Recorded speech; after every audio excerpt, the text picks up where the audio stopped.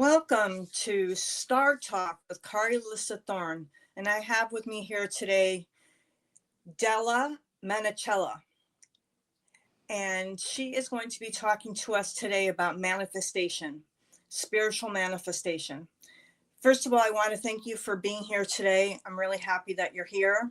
I'm grateful to be here. Yes, absolutely. I'm looking forward to the conversation.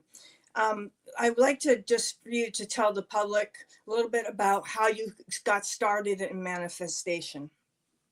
Well, it happened about 40 years ago, and I was trying to get pregnant. My husband and I were trying to have a baby, and nothing was happening. And there's an old statement that when the student is ready, the teacher will appear. So there was a woman, Kathy, who used to work for one of the companies that we were affiliated with, and I used to see her all the time. And she would tell me that she meditated, and I thought that was really strange. But then she started to let me know how the universe works. And I was so desperate, I was ready to try anything and everything because we had been going through all the medical routes and it wasn't working. So that's what I realized. And this is one of the most powerful things that I would like the audience to understand. The universe is always listening to what we're saying. What happened was I worked for a major communications company, and I had been married a couple of years, and people would say to me, "So Della, when are you going to have a baby?" And I said, "I don't want kids. I don't want kids. I don't want kids," because at that time, if they knew that you were going to be leaving to have a baby and you would be on disability, then your ability to be promoted or get good raises or bonuses would be impacted negatively. Not like it is today, but that was the way it was then. So what I didn't realize, and now I do realize, is every time I said, "I don't want to have kids," even though we were going through fertility treatments, the universe said, "Okay, you don't want kids? You're not going to have kids." When I realized what I was doing, I literally changed the way I was speaking. I did some other spiritual practices, and within 6 months, I got pregnant with my first son. That's wonderful. Yeah, I think people don't realize the power of our language. I got certified in neurolinguistics because I just love language. And one of my biggest aha moments for me was the but and and replacement. Replace all buts with and.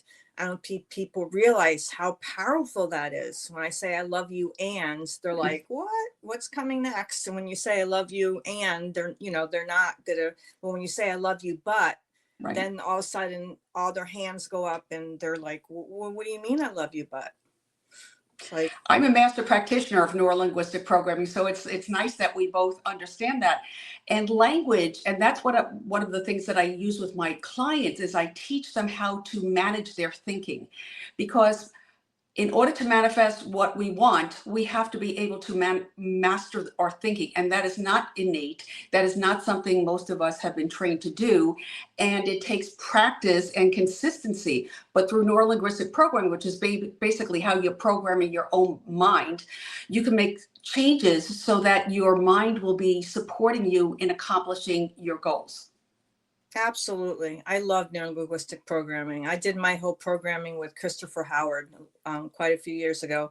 And the old, T. Harv Eker days and all those days of all the self-development gurus, being out there. And it was a lot of fun. Yep.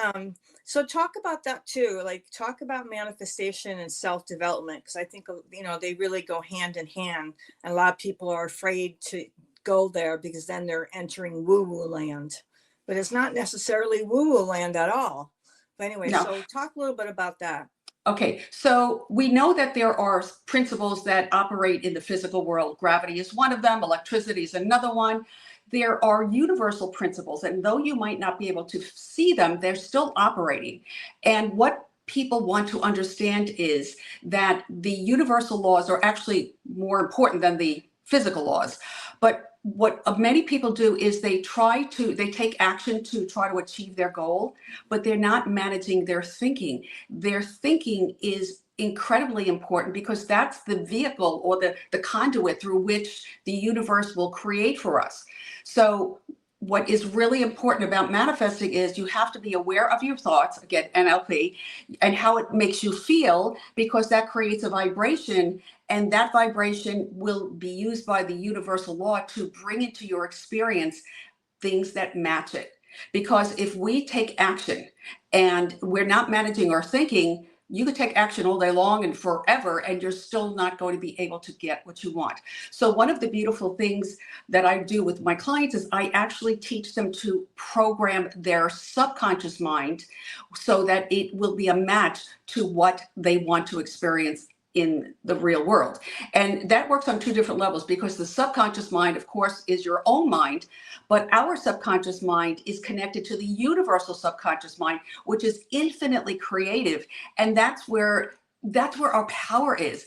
It's not in what we do ourselves. It's in the ability to connect to this universal subconscious mind, which literally created everything from nothing. So we are tapped into such an enormous power, but most of us think that we're just this little human being off by ourselves, and we're struggling and we're working so hard, instead of recognizing that this power is ready, willing, and able to help us do anything. And so that's why I like to work with both the subconscious mind and the spiritual principles, because basically they're the same thing, just at different levels. Absolutely, they so are. I don't think a lot of people make that connection, but then if they do make that connection, then they're worried, like I said, that oh my God, they might be going into spiritual land or woo-woo land, which a lot of people have an aversion to. I personally think it's a shame that they don't go there, because they're missing out on a lot. I mean, woo-woo or not, I mean, energy is energy. And when we meet people, how many times do we meet someone and we automatically either love them or hate them? We don't know why. It's just an energy. It's a thing. It's a presence. It's just very powerful, very palpable. Talk about energy a little bit in terms of, how the energy also plays into manifestation. Okay, so I'm again, NLP, words make a difference in us. We have a reaction to words. So I never use the word God, because there's so much negativity that's attached to that. If somebody doesn't like spiritual, then you could say intelligence.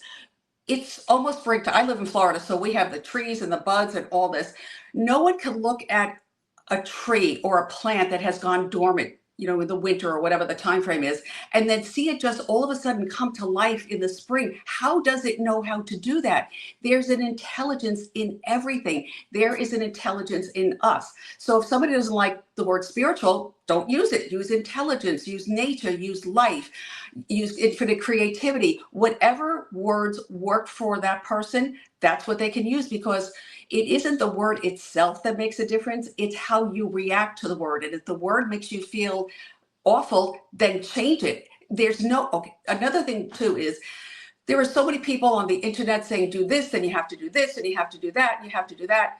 Maybe it will work for that for a person, maybe it won't. So what we want to do is we want to tap into our own infinite wisdom, because it knows how to move us forward. And one of the ways we can get a sense of what it's trying to tell us is, how do we feel? When somebody says something to us, as you said before, you get a feeling. If you get a good feeling, yes. If you get a negative feeling, that is your infinite guidance telling you, nope, this is not working out. So we really want to tap into that mind-body connection, because that's giving us information about how we personally can use this intelligence that exists. And again, you look at the stars, you look at the moon, you look at, how could anybody look at that and think that this is just a bunch of random things? Nothing is random in the universe. So don't use spiritual, don't use, God, don't use whatever, use intelligence, use nature. So that is a way that people can start to tap into this, because I honestly have to say that I can't imagine living a life without knowing how to connect with this intelligence and have it work with me to get what I want. Yeah, it's a very powerful source. I wish more people were willing to be open to dive into it and find out more about that. One of the things I always tell parents, they're like, well, I don't know what energy is. I said, a simple thing is, rub your hands together, pull them apart. Then now try pushing them together, starting with little baby steps. I go, a really powerful one is doing that same exercise when it's pitch black in your bedroom. Because if it's pitch black and you pull your fingertips away, you'll see the energy between the fingers. It's really cool. So I always tell parents that little trick they can play with their kids at night, just getting them, a little bit at ease with the word energy. The other thing I like to incorporate is I always say mind, body, business, spirit, because the reality is if one thing's out of whack, something else is out of whack, and it all interplays. How do you approach your clients working with them in terms of, would you work on all of them as a whole person, or do you just strictly work with business or personal or all of the above? Okay, I recently redefined my niche. It used to be spiritual female entrepreneurs, but I realized that the people who are attracted to me are spiritual women over 50. And so if they want to work on business, that's one thing. If they want to work on something else, that's fine. But we always start with a vision, because if you don't know what you want, and that is one of the biggest problems with manifesting, people look at what they don't like and they put a lot of energy into what they don't like, which of course makes more of that come into their lives, but they don't make a decision about what they would like instead. So I work with them to create a vision of what they want. And then we start to, well, you'll love this, the logical levels in neurolinguistic programming. Like, what kind of person would you need to be able to be successful in that? Because everything is mind, and then it becomes the physical world. So we work on that, and then we create a divine partnership. So you know how the divine works through you, or spirit works through you, or your intuition works through you, because to do it by ourselves is really tough. But when you have the intelligence that created the entire universe from nothing, working to guide you to achieve your goals, life becomes so much easier. And that's what we want to tap into. And then we work on managing your thinking, the inner critic, how to deal with that, money problems and issues, and creating a different consciousness. Everything in life is consciousness, and your consciousness is what you're thinking on a conscious level and a subconscious level, and the feelings that it generates, that creates a vibration, and that attracts things into our lives. We are not victims. We are not victims to circumstances. When we know how to master our thinking, we are able to more successfully direct the universal law to bring to us what we want to experience. Let's talk a little bit about manifestation with meditation, because I feel like meditation is a very unutilized tool for some people. I mean, it doesn't mean you have to sit in the lotus position for an hour. It could mean that you sit down for 5 minutes and you just get some calm and clarity, and you build upon that every day. How do you approach that with your clients? Well, I do that different kinds of meditations, and I do active meditation, which is creative visualization, where I'm actually imagining that I already have what I want. And that was one of the ways that I was able to get pregnant within 6 months of having, all these problems, because I used to imagine that I was already pregnant, and the brain doesn't know the difference between something that is real and something that is vividly imagined, especially if there's a lot of motion attached to it. So that is an active meditation, or an active being silent and directing the universe with your thinking. But I also do other kinds of meditation. I do walking meditation sometimes. Oh, I do too. I love japa. I'll chant when I walk sometimes. Okay. I love japa meditation. Well, and sometimes I'm like, I have a conversation with God. I call it God the divine. Like, okay, let's go for a walk. And then I actually have this conversation, which is basically a walking meditation. It's active, but I'm still listening and I'm open and whatever. But I also, and I used to teach this, I used to do training for corporations. And what I used to teach people is, before you have something that's really important and you need to be centered, is you take a couple of minutes. Doesn't have to be a long time, 2-3 minutes at the most, to get centered. Because if we're not centered, then we can be off balance very easily. But if you get centered, then you're in your power, and you're much more able to successfully do what you want to do and get outcomes that you want to have. So there are different types. It's not just, of course, I do yoga, so they have shavasana at the end of the practice, and you're in corpse pose. So there are different types of meditation. And I think if people would find one that works for them. Remember that nothing is, this is it. You have to do it this way.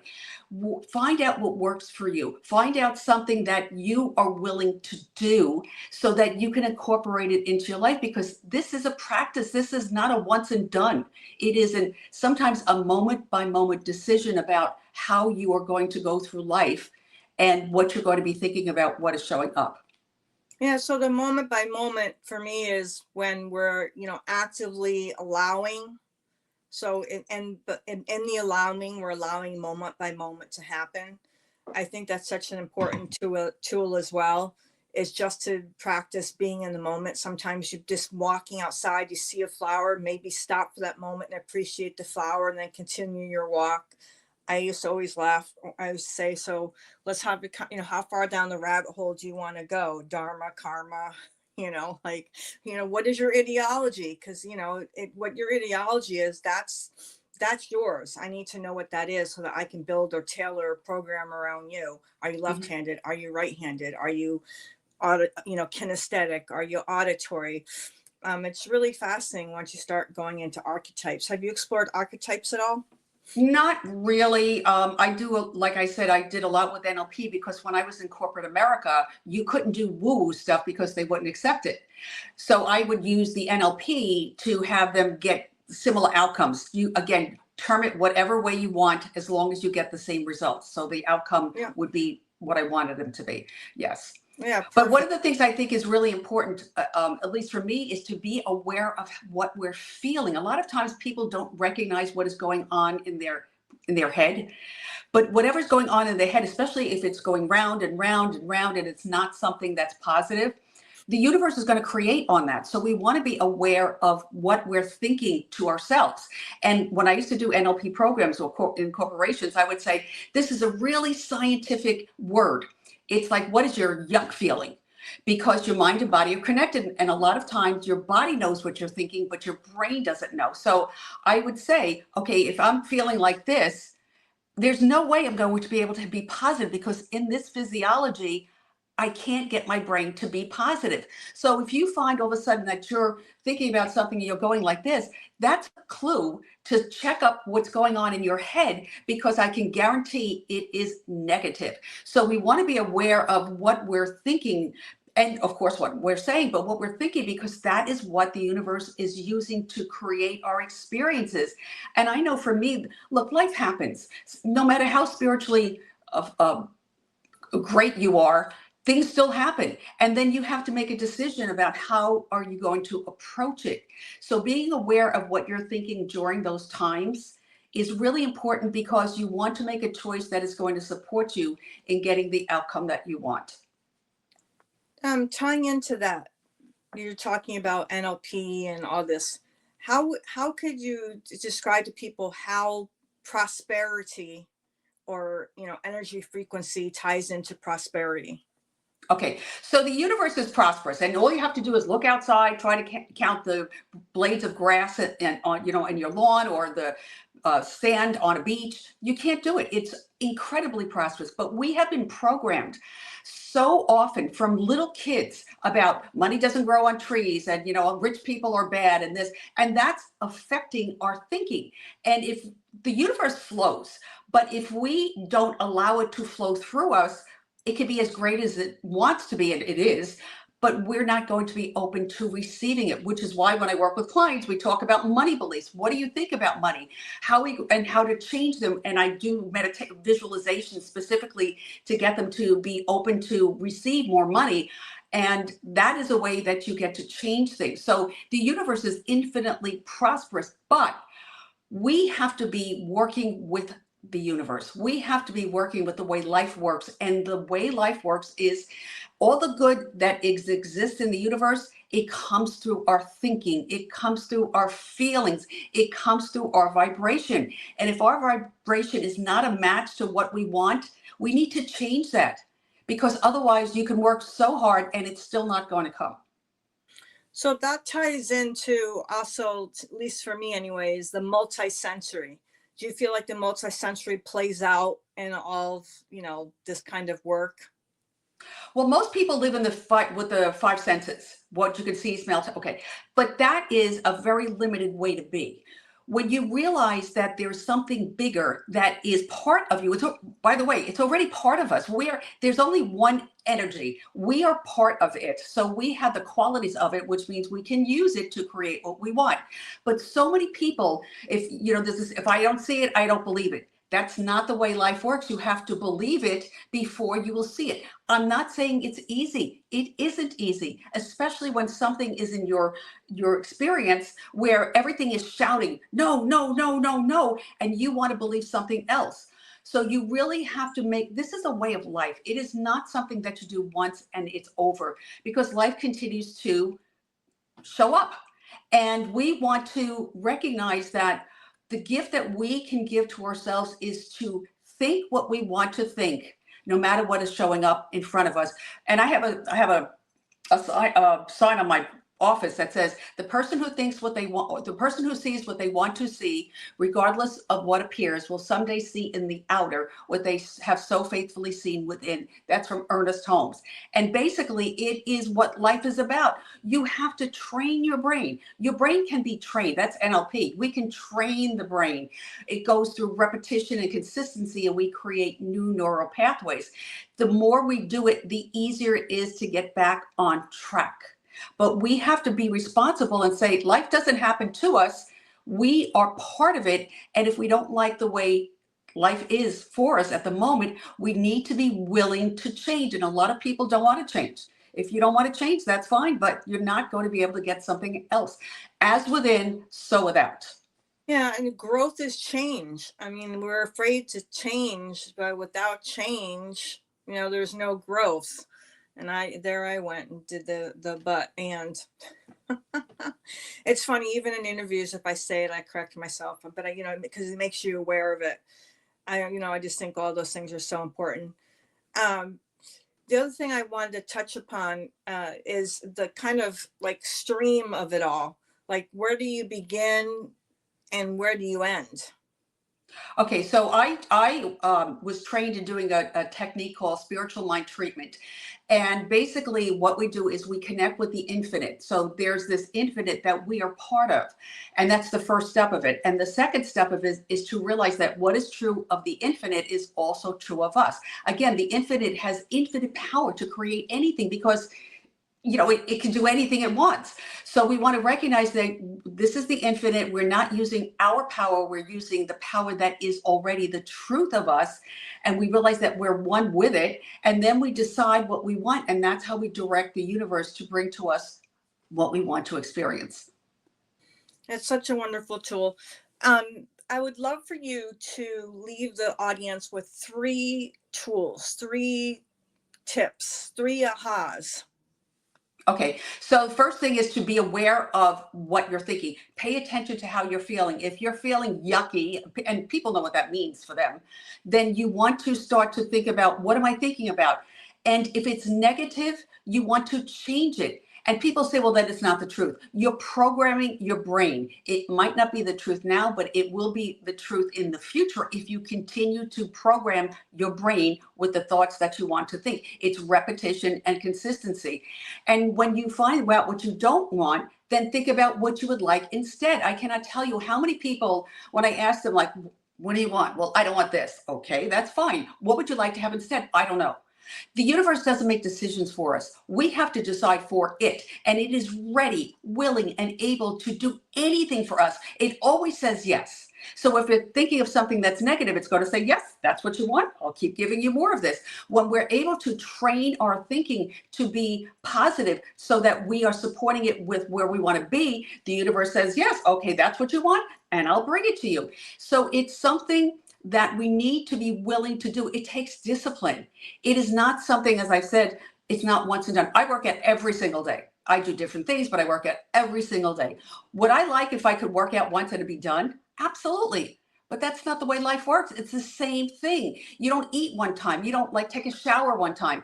This is a way of being. It is a life practice. But once you really start to get into it, and when you look to see what the results are in your life, because this is the way life works, and you will begin to manifest what you want, you're going to say, why did I do it the other way? Oh my gosh, this is fantastic.